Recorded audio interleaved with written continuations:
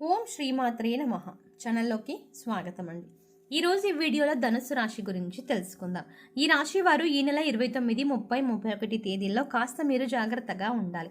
అలాగే వాళ్ళకి ఈ నెలలో ఇద్దరు దేవతలు ఇంటికి రాబోతున్నారు. ఆ ఇద్దరు దేవతలు ఇంటికి వచ్చి ఏదో సంకేతాన్ని ఇవ్వబోతున్నారు. అయితే ఆ 2 రోజుల్లో ఎటువంటి జాగ్రత్తలు తీసుకోవాలి, వారు చేసే పనులు ఏ విధంగా చేసుకుంటే వాళ్ళకి అనుకూలంగా ఉంటుంది, ఏ ఇద్దరు దేవతలు వారింట్లో అడుగుపెట్టి అనుగ్రహం ఇవ్వబోతున్నారు, ఎవరు వస్తున్నారు, ఏ సంకేతం ఇవ్వబోతున్నారు, ప్రతి ఒక్కటి చాలా వివరంగా ఇప్పుడు ఈ వీడియోలో తెలుసుకుందాం. అలాగే ఈ సమయంలో మీరు చేసుకోవాల్సిన దేవతారాధన, అలాగే పాటించవలసిన పరిహారాల గురించి ఈ వీడియోలో మనం వివరంగా తెలుసుకుందాం. కానీ అంతకంటే ముందుగా మీరు కనుక మన ఛానల్ని ఇప్పటి వరకు సబ్స్క్రైబ్ చేసుకోకపోతే సబ్స్క్రైబ్ చేసుకొని పక్కనే వచ్చిన బెల్ ఐకాన్ నొక్కి ఆల్ సెలెక్ట్ చేసుకుంటే మేము ఇలాంటి వీడియోస్ అప్లోడ్ చేయగానే ముందుగా మీకు నోటిఫికేషన్ వస్తుంది. ఇక వివరాల్లోకి వెళ్తే ఈ రాశికి సంబంధించినంత వరకు వాళ్ళ వ్యక్తిత్వం ఏదైతే ఉంటుందో చాలా సున్నితంగా ఉంటుంది. ఎక్కువ శాతం వాళ్ళు మనసుతో ఆలోచిస్తూ ఉంటారు. వాళ్ళు ఎప్పుడు కూడా అవతలి వాళ్ళకి మంచి జరగాలి అని కోరుకుంటారు. అదే వీళ్ళ ఫ్యామిలీ మెంబర్స్ విషయానికి వస్తే వాళ్ళ సంతోషమే వీళ్ళ సంతోషంగా భావిస్తూ ఉంటారు. అలాగే వాళ్ళు దానికోసం ఏదైనా చేస్తారు. వాళ్ళకి కష్టమైనా సరే, దాంట్లో వాళ్ళకి నష్టమైనా సరే, అవతలి వాళ్ళకు మంచి జరుగుతుంది అని అనిపిస్తే ఖచ్చితంగా పని చేయకుండా ఉండరు. ఎదుటి వారికి సాయం చేయడంలో ముందుంటారు. వేరే వారిని ఎక్కువగా సాటిస్ఫై చేయాలని ఆలోచిస్తూ ఉంటారు. చాలాసార్లు ఈ మంచితనమే మిమ్మల్ని ముంచేస్తుంది. అలాగే ఎక్కువ శాతం మీరు మనసులో మాటని వేరే వారికి చెప్పడానికి ఇబ్బంది పడుతూ ఉంటారు, జంకుతూ ఉంటారు. ఎవరికి కూడా మీ మనసులో బాధని చెప్పరు. ప్రతి ఒక్క విషయాన్ని మీలో మీరే దాచేసుకుంటారు, బాధపడతారు. ఎక్కువగా మీరు నేరుగా ఆ భగవంతుడి దగ్గరే మీ బాధను విన్నవించుకుంటారు, మీ మనసులో మాటను చెప్పుకుంటారు. ఇదే మీకు ప్లస్ పాయింట్ అవుతుంది.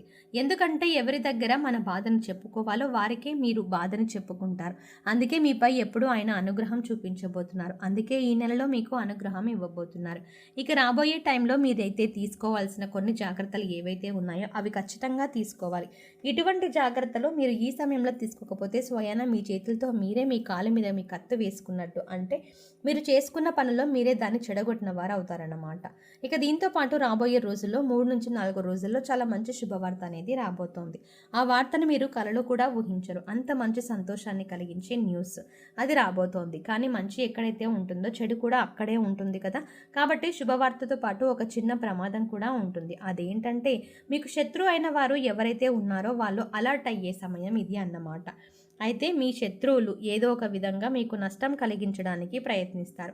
కాబట్టి మీరు ఈ రాబోయే టైంలో ఏదైనా నిర్ణయం తీసుకోవాలి అనుకుంటే మీకు తెలిసిన వ్యక్తితో అయినా, లేకపోతే బంధువులతో అయినా, ఇంట్లో కుటుంబ సభ్యులతో అయినా ముందుగా మీ ఆలోచనలు అనేవి, ఎందుకంటే ఈ ప్రతి పనికి ఆటంకం తీసుకురావడానికి మీ శత్రువులు అనే వాళ్ళు రెడీగా ఉన్నారు. కాబట్టి ఈ విషయంలో మీరు కంపల్సరీగా జాగ్రత్తలు అనేవి ఖచ్చితంగా తీసుకోండి. ఇక రాబోయే టైంలో ఏదైనా కొత్త బిజినెస్ స్టార్ట్ చేయాలి అనుకుంటే దానిని ఆపేయండి. ఆ ఆలోచనలు పూర్తిగా మీరు కొంతకాలం ఆపేయండి. ఎందుకంటే ఈ సమయంలో అటువంటి ఆలోచనలు మీరు చేయడం కరెక్ట్ కాదు. సక్సెస్ రాదు, కలిసి రాదు. మీరు పెట్టుబడులు పెట్టి అటువంటి పనులు స్టార్ట్ చేశారే అనుకోండి, ఎటువంటి సక్సెస్ అనేది రాదు, గుర్తుంచుకోండి. దాంతోపాటు ఎక్కడికి కూడా ఎవరికి కూడా ఎంత మిత్రులైనా సరే, ఎంత బంధువులైనా సరే, దగ్గర వాళ్ళైనా సరే డబ్బు అనేది అప్పుగా తీసుకోకండి. అలాగే వాళ్ళ డబ్బు ఒకవేళ మిమ్మల్ని అప్పుగా అడిగినా కూడా మీరు మీ డబ్బుల్ని వాళ్ళకి ఇవ్వకండి. ఎందుకంటే ఈ సమయంలో మీరు మీ చేతుల మీదుగా డబ్బులు ఇచ్చినా, అలాగే మీరు డబ్బులు తీసుకున్నా అది మీకు అస్సలు కలిసి రాదు అనేది మాత్రం సూచిస్తుంది. కాబట్టి ఈ సమయంలో లావాదేవీలో మీరు ఎక్కువగా పడకుండా చూడడం మంచిది.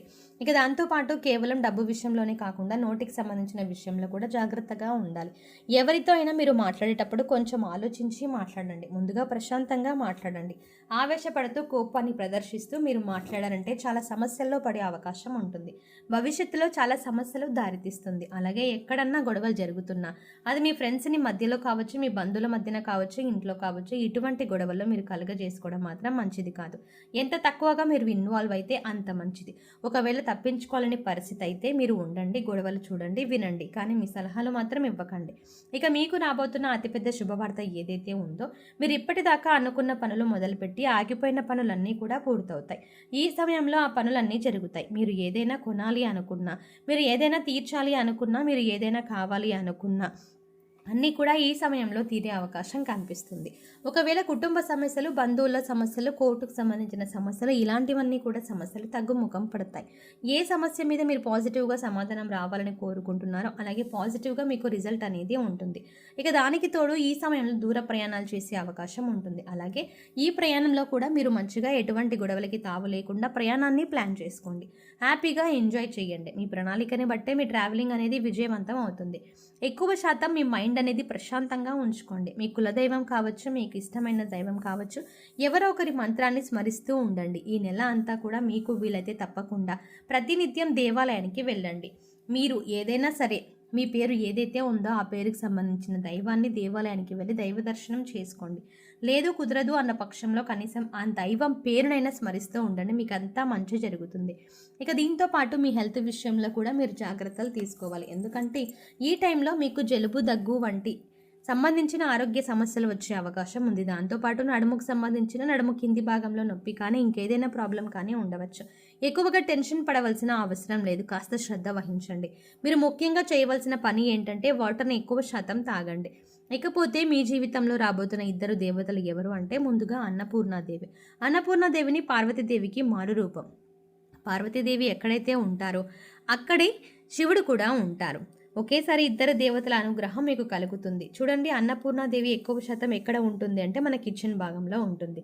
కాబట్టి ఈ సమయంలో మీరు ఖచ్చితంగా నైట్ టైంలో పడుకునేటప్పుడు మీ ఉత్తర దిక్కులో మీ కిచెన్లో ఎక్కడైతే ఉత్తర దిశ ఉంటుందో రాత్రి పడుకునేటప్పుడు మీ కిచెన్ అంతా శుభ్రం చేసేసుకొని నార్త్ సైడ్ చక్కగా ఒక నెయ్యితో దీపం వెలిగించాలి.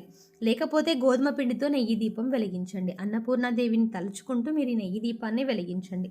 వెలిగించిన తర్వాత మీరు వచ్చేసి పడుకోండి. మరుసటి రోజు ఉదయాన్నే కొండెక్కిన ఆ దీపాన్ని తీసేసి గోధుమ పిండి అట్టు వేసి ఆవుకి కానీ కుక్కకి కానీ తినిపించండి. నిత్యం మీ మీద అన్నపూర్ణాదేవి కటాక్షం అనేది ఉంటుంది. ఇక రెండోది ధనిత్రాదేవి.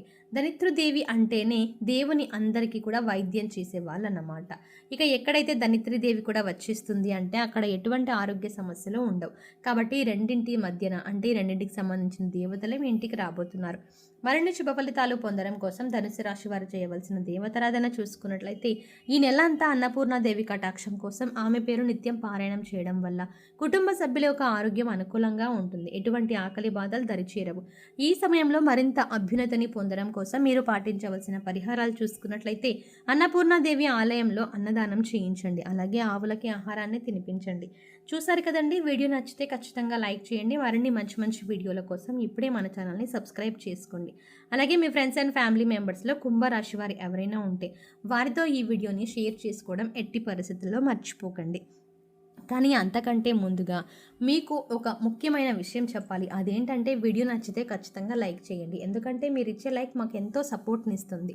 కానీ అంతకంటే ముందుగా మీరు కనుక ఇప్పటి వరకు మన ఛానల్ని సబ్స్క్రైబ్ చేసుకోకపోతే వెంటనే సబ్స్క్రైబ్ చేసుకొని పక్కనే ఉన్న బెల్ ఐకాన్ క్లిక్ చేసి అందులో ఉన్న ఆల్ అప్డేట్ని సెలెక్ట్ చేసుకోవడం ద్వారా మేము చేసే ప్రతి వీడియో అప్డేట్స్ మీ మొబైల్కి ముందుగా నోటిఫికేషన్గా అందుతుంది. మరో చక్కటి వీడియోతో మళ్ళీ కలుద్దామండి. ఓం శ్రీమాత్రే నమః.